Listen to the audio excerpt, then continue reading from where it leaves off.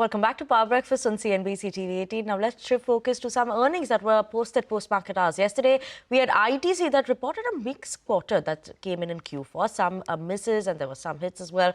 What is all of that? What are the details of the numbers? We have Mangalam here. Good morning.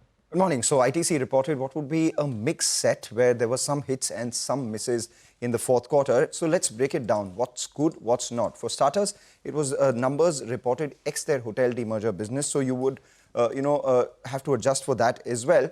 The revenues coming in at 17,428 crores versus the street expectations of around 16,800 crores. So that was a bit of a hit. But at the same time, the cigarette volume growth coming in at 5% was also largely in line with expected, but at the higher end of expectations. What wasn't was the high inflation that we saw on raw material prices, and that as a result of which reflected on the company's EBITDA and the margins, both of which were below street expectations. Even the FMCG revenue that grew 3.7%, that's the lowest that we've seen in the last 8 or 9 quarters, as against street expectations of 6 to 8%, and the margin contraction was 270 basis points, the higher end of the street expected range of 200 to 300 basis points.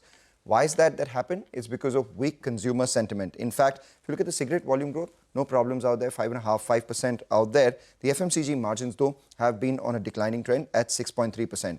What is it that the company said? They saw sharp escalation in key input materials. The FMCG business was particularly hurt by competition in notebooks. So if you take the notebooks business out, the FMCG revenue actually grew by 5.4%. Digital and modern trade now, they account for nearly a third of ITC sales. And the agri business, which saw nearly 18% revenue growth and 26% EBIT growth, was led by rice exports as they scaled up in the second half post-easing of trading restrictions. Going forward, they expect progressive scale-up in nicotine derivatives exports, so that would support their agri business as well. Paper business goes through cyclicality and it is at the lower end of the cycle, which is why we saw some weakness out there as well. All in all, some hits, some misses. The stock hasn't done much, trades at 23 times. So don't expect the street to sell these, sell on these numbers. But at the same time, nothing really to go ahead and buy on these numbers as well, which is why a mild green is what I see on ITC. Well, thank you so much for that, Mangalam. Now,